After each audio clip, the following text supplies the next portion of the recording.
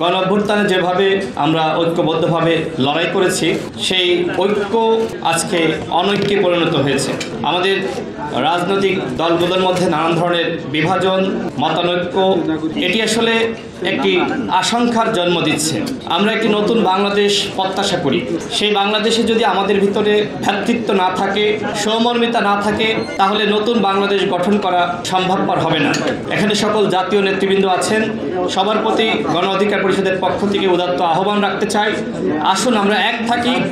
যেমনিভাবে এক থেকে আমরা হাসিনার পতন ঘটিয়েছি, গণ অভ্যুত্থান রচনা করেছি, আমরা যদি একতাবদ্ধ থাকতে পারি তাহলে ইনশাল্লাহ আমরা নতুন বাংলাদেশ গঠন করতে পারব।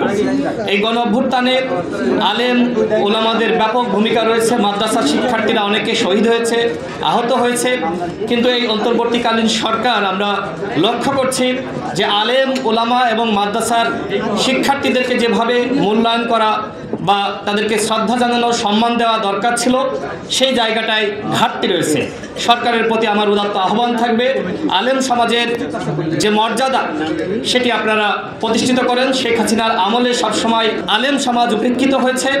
আমরা নিজে দেখেছি কিভাবে এই অভ্যুত্থানে সাদা পাঞ্জাবি, মাথায় সাদা পাগড়ি পরিহিত অবস্থায় আলেম ওলামা এবং মাদ্রাসার শিক্ষার্থীরা হাসিনার ফ্যাসিবাদের বিরুদ্ধে লড়াই করেছে এবং এই আওয়ামী রেজিমের পতন নিশ্চিত করেছে।